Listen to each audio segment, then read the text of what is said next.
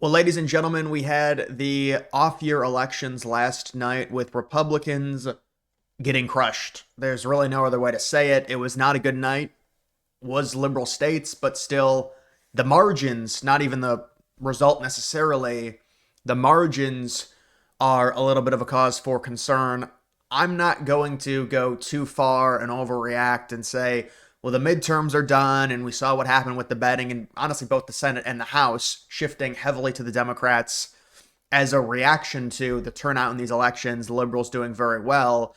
The turnout for Republicans, at least from what I saw in the New Jersey governor's election, was not terrible, but it was the heavy liberal turnout that really changed some of these races and the margins. And so we're going to go race by race, talk about it, and then go over to X to take a look at some of the other data, look at some of the crosstabs. A lot of young liberal women, heavily liberal women, like 80% voting Democrat. So you've got Mamdani. This was the mayoral race, beating Cuomo. He did get over 50%. That was the big question. He got 50.4%.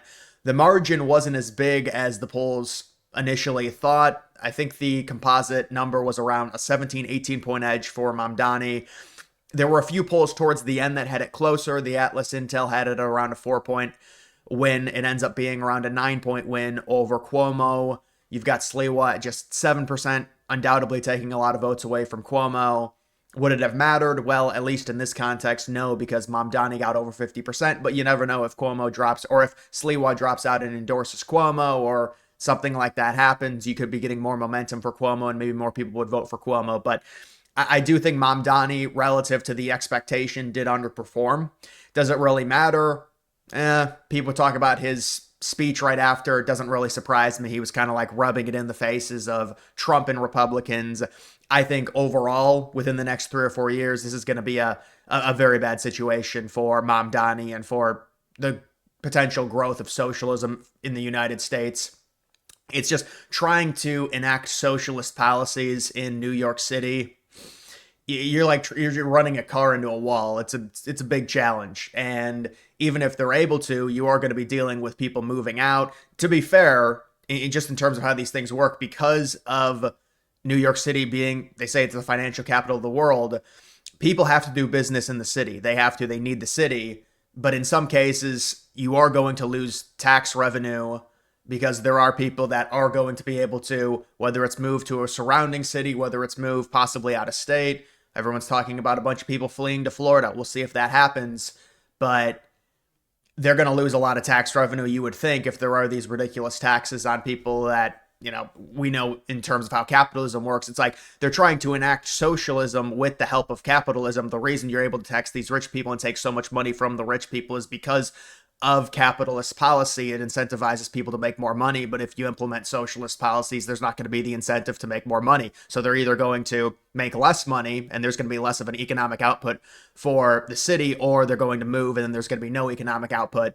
But this is probably going to be something that's very messy, I would say, in terms of Mamdani. He's going to constantly be fighting Trump and just fighting Republicans in general when it comes to some of the things he's trying to pass. And so my feel is it's going to be really messy, and it might be like a watered down version of socialism if I had to guess. And there's going to be a lot of reporting on it, and we'll see in terms of what ends up happening.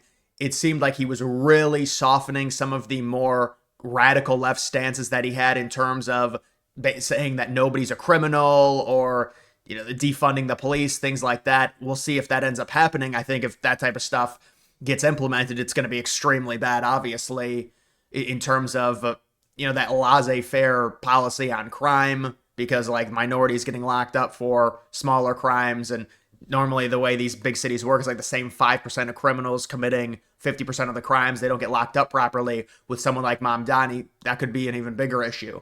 So we'll have to see. But yeah, I think it's going to be a complete mess in general. And Republicans are going to be able to use it no matter what happens as a kind of a way to fearmonger, if you will, when it comes to someone like Mamdani. Another thing that's important to take into account, yes, it's a bunch of younger liberal white women who voted for Mamdani, but if you look at some of the crosstabs and the exit polling, Mamdani won via the immigration. That's how he won. And you look at New York City relative to the demographics in 1970, 1980. This is a different city. Like the whole idea, I saw his speech where he's like, we're built on immigrants. It is so insanely disingenuous if you know one iota of U.S. history in terms of those immigrants, where they came from, and to say that these immigrants are like those immigrants, oh, it's so false. But it is what it is, and so they're going to equate the immigrants that came over in the 17, 18, 1900s to the immigrants that are coming now.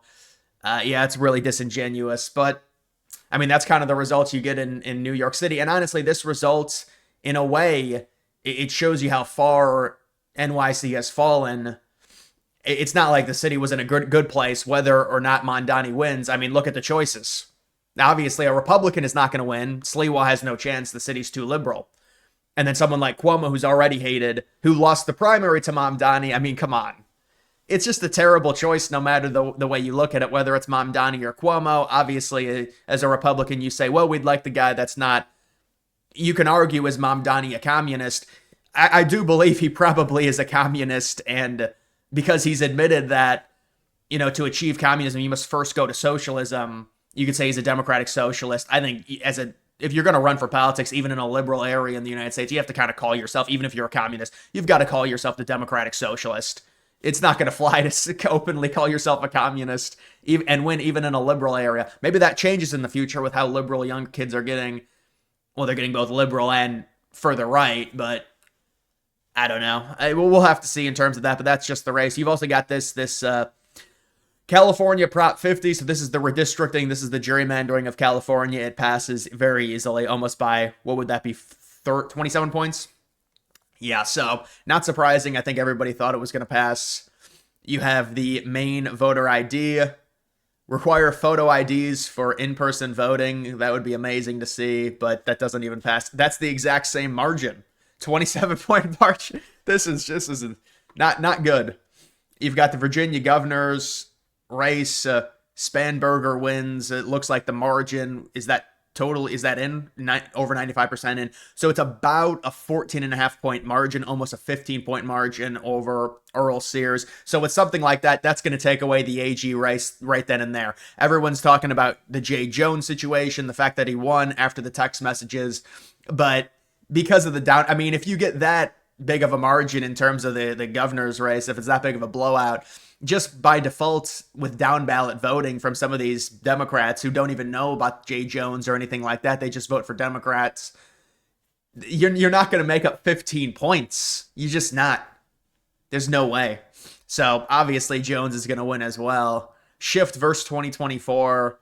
Heavy shifts pretty much everywhere, literally everywhere. This is like the opposite of what we saw. And it's not surprising. 2024, Trump overperformed in a lot of liberal areas, so now it's going to come back a little bit. People can talk about the issue Republicans have. I do think on the Democratic side, there's just a better culture in terms of voting in all these elections. Like every election, they go out, they vote. They have a demographic that is going to be more high propensity. And so it's a big issue, and there's going to have to be some type of rectification when it comes to that. But I don't think this is an indication of the midterms. I really don't. I mean, you could say 2022 was a problem, but 2022, the generic ballot was not bad. Republicans lost races very closely. A lot of that's due to Roe v. Wade that happened in the summer. But you can say that there seems to be a better culture in terms of Democrats every single race. With Republicans, it's like, oh, if Trump's there, we're going to go vote because Trump says to go vote. And it's like, if he's not on the ballot, it's the, for people, it doesn't matter. I don't know if that's how the party is fully defined right now, but in an off year like this, like in 25 or 2027 or 23, I mean, 21 was different. Yes, Youngkin won in 21 in Virginia, although you could say Virginia in general, and same thing with New Jersey. It's going to be the opposite party is going to do better the next year based on, when they have their off-year governor's race, and because they have it right after the presidential race that next year in 2021, Republicans performed extremely well. Youngkin was a better candidate for sure, but to go from winning by 2.5 or whatever the margin was to losing by 15, and then also New Jersey, which is really where you can see it. New Jersey was pretty insane in terms of this margin because you had final polls from Atlas Intel, Cheryl plus 0.9 within a single point. You had other polls. I mean, there were 4 or 5 pollsters that had it within margin. And so to see a 13-point victory at this point for Cheryl, this could have been called the second the polls closed. I was looking at Polymarket. It was 97.3, 97% chance. That's basically over. And that was at like 8:02 Eastern. So, I mean, that just shows you, at that point, you know the margin is going to be large. And this was an election we said maybe it's within a point, 2 points, 3 points based on the final polling. Remember, Citarelli in 2021 lost by 2.5. That was coming off 2020, in which Republicans, that was Trump in 2020, lost New Jersey by 16. Trump loses New Jersey in 24 by 6 points, but then the Republican loses the governor's race the next year by 13 points. So obviously there's a lot of liberals, whether you want to say this is just maybe an extra bump because of the government shutdown, whether you want to say it's just a combination of things, wanting to vote against Trump, hating Trump. You know, obviously this was a bad result. There's no way around it. And you're going to get all these areas shifting. You would imagine this is a shift from 2024. I'd like to see the shift even from 2021. That's a better comparison because that's governor's race versus governor's race.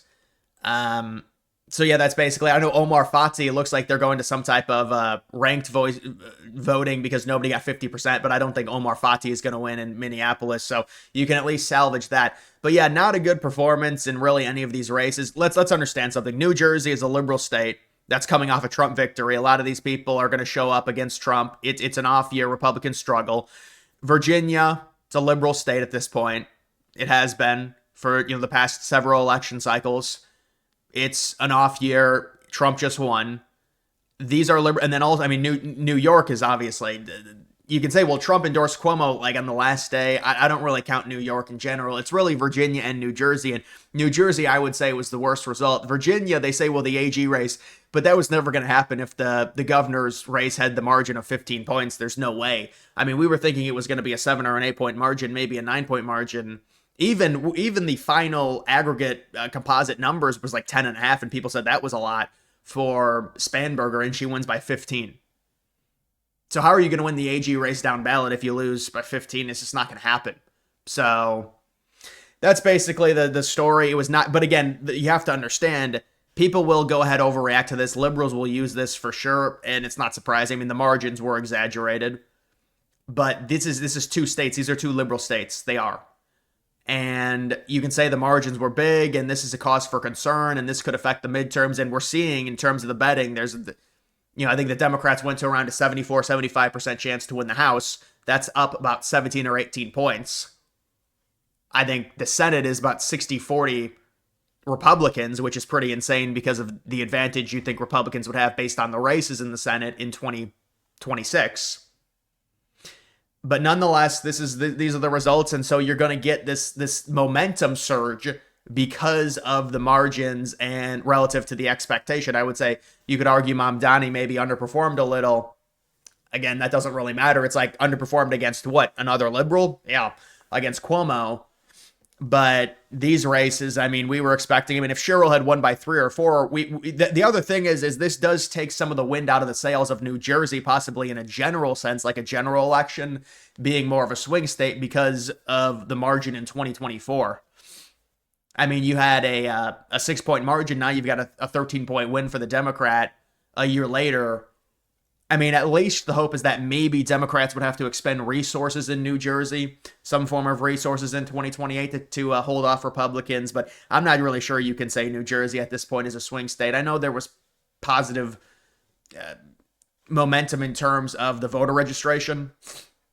But yeah, California Prop 50, it was always going to pass. And I saw that this was also like they were talking about it, and it's like most of the voters want the maps to be drawn in a fair manner, but they also passed this in the same breath, like the same, because they were polled on a few different things. So it's kind of funny, but that's just the propaganda of, and that just goes to show you whenever they put these redistricting measures in, like, oh, we need to have an election to redistrict, a lot of it is just for show. Like, what's the point if this is gerrymandering? You're just going to gerrymander the state. So you had, and the thing is, it's not even like the question is said in a way that's charitable. It's basically just saying Trump is big, bad, and evil. We have to do this to combat him and survive. That's basically what the question is. So it's like, well, Trump did this, so we must do this. We're being forced. It's not, should we gerrymander the state? Because that's what it is. So it's like, even when they do have some type of measure to where it's like, well, we want things to be done fairly and we put certain parameters in place, like elections to keep it from, being gerrymandered, it still ends up getting gerrymandered through this process of having an election, but saying, well, Trump's big, bad, and evil. We're forced to do this. We didn't want to, but Trump forced us to do it. I still think Republicans are going to win the overall redistricting battle, but they do these things where it's like they put measures in place and the Democrats stop gerrymandering. They stop gerrymandering, and then it's the whataboutism. Well, Republicans are doing it, so let's make sure we can do it as well, with a question that's very biased in terms of, and also it's the people, these are niche elections, like who's going out to vote in this. It's not just a normie person. It's going to be the Democrats that hate Trump and want California to redistrict in spite of Trump. So that's just kind of the reality. I mean, this just doesn't surprise me. It's a big victory in terms of that being able to be passed. So that, I believe that should allow, I know Trump was talking about, well, they're going to look into not allowing it, but I think that's going to allow them to at least get 4 more liberal districts in California. Unfortunately, gutting the Republican Californian Party, which has the most amount of Republicans out of any state because of how big the population is in California. But yeah, this was pretty insane. So unfortunately, not good anywhere. These are liberal states, but it's more so the margins, a 15-point margin in Virginia.